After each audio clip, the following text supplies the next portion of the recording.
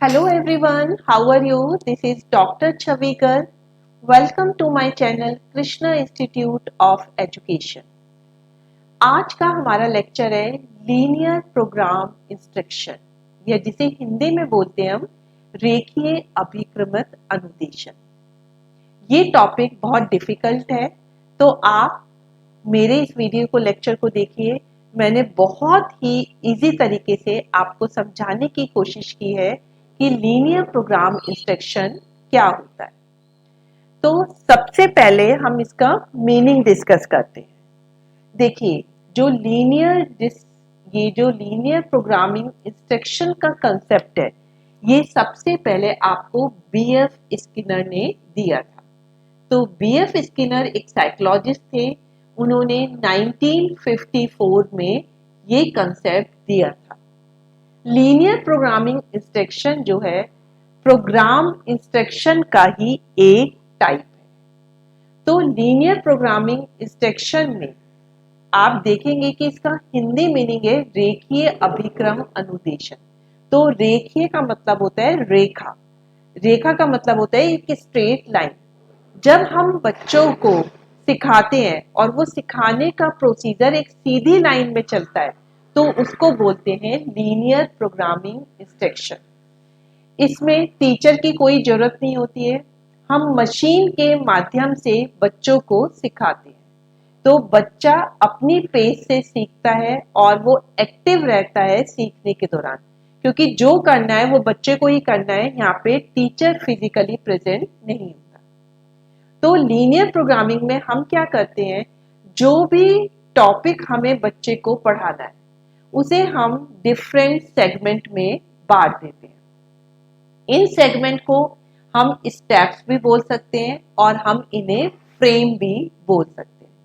तो बच्चा को पहले थोड़ी सी एक्सप्लेनेशन दी हुई होती है, फिर उसके बेसिस पे एक फिल इन द ब्लैंक्स का क्वेश्चन दिया होता है।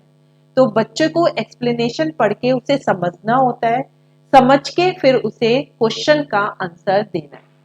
अगर बच्चे का उसने गलत आंसर भी दे सकता है, ठीक आंसर भी दे सकता है।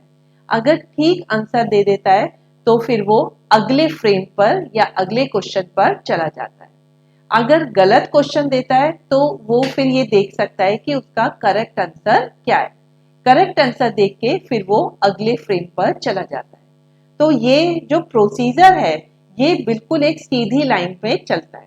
सीधी लाइन का मतलब पहले उसने फर्स्ट फ्रेम का आंसर दिया, फिर वो सेकंड फ्रेम पे आ गया, फिर सेकंड फ्रेम का आंसर दिया, फिर वो थर्ड फ्रेम पे आ गया और इसी तरह से आगे के फॉर्म में बढ़ता जाता है। तो ये पूरी एक सीधी लाइन बना लेते हैं। तो इसको हम बोलते हैं लीनियर प्रोग्रामिंग या फिर रेखीय अभिक्रम अनुदेशन।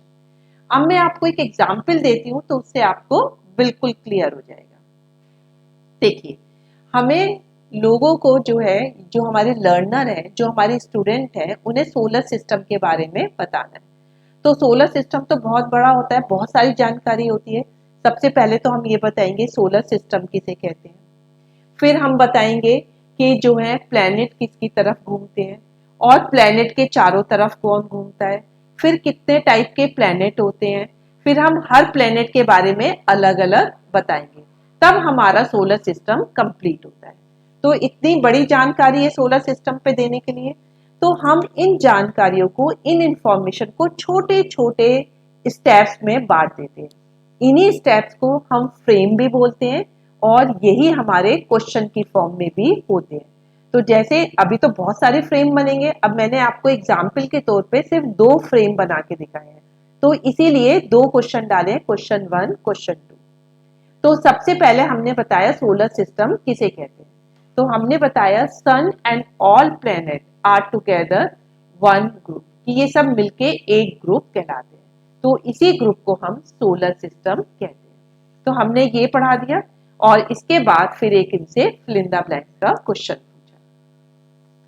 फिर नेक्स्ट क्वेश्चन में हमने बताया कि जितने भी प्लैनेट है वो सन के चारों तरफ घूमते हैं। तो हमने ये इंफॉर्मेशन बता दी। फिर हमने बताया हमारा अर्थ भी एक प्लेनेट है, तो हमने अब इसके बेसिस पे क्वेश्चन पूछा कि अर्थ किसके चारों तरफ घूमता है। तो अब ये इंफॉर्मेशन हो गई।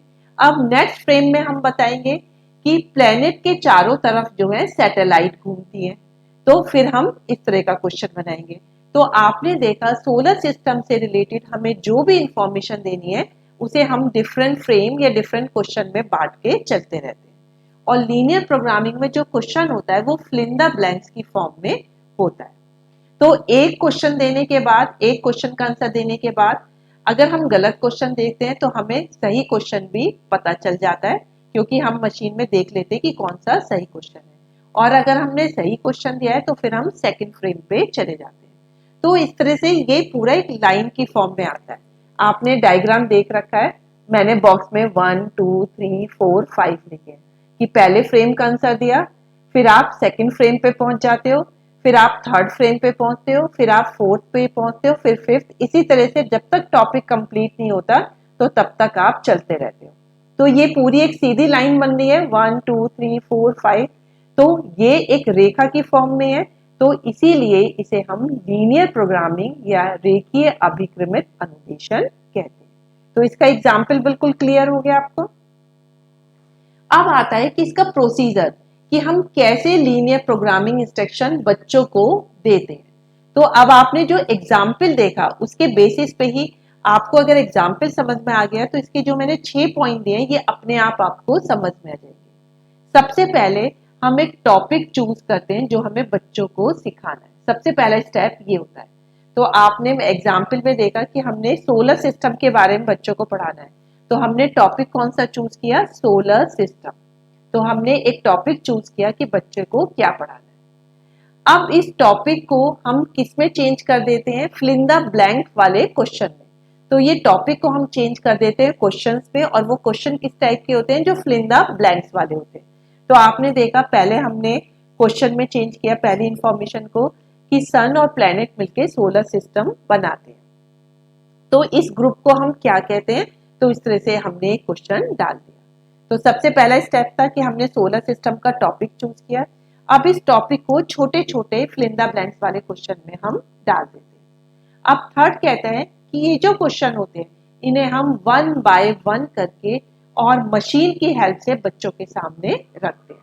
तो मैंने आपको एग्जाम्पल में बताया था, पहले हमने क्वेश्चन 1 रखा, फिर क्वेश्चन 2 रखा, इसी तरह से आगे के क्वेश्चन भी हम बच्चों को देते रहेंगे। इन्हीं क्वेश्चंस को हम फ्रेम भी बोलते हैं।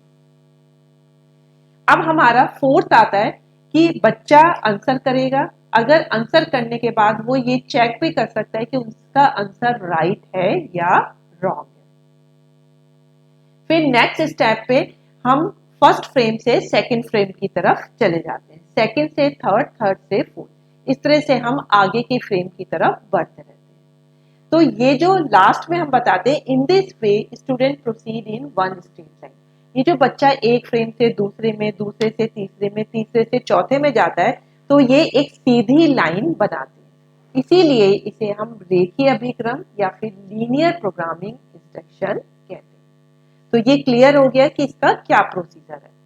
तो प्रोसीजर को आपको रटने की जरूरत नहीं है। जब आप इसका एग्जाम्पल करते हैं तो पूरा प्रोसीजर आपका एग्जाम्पल में ही आ जाता है कि पहले टॉपिक चूज किया, फिर टॉपिक को क्वेश्चंस में बदला, फिर एक एक करके क्वेश्चन हमने बच्चों को दिया। बच्चा अपने राइट आंसर को चेक भी कर सकता है, और फिर एक फ्रेम के बाद वो दूसरे फ्रेम में जाएगा, और ये पूरा प्रोसीजर एक सीधी लाइन में होता है। इसीलिए इसे लीनियर प्रोग्रामिंग इंस्ट्रक्शन या रेखीय अभिक्रम अनुदेशन कहते हैं। तो आई डू होप कि आपको ये लेक्चर बहुत ही इजी लगा होगा। So that's all for today video lecture. Thank you.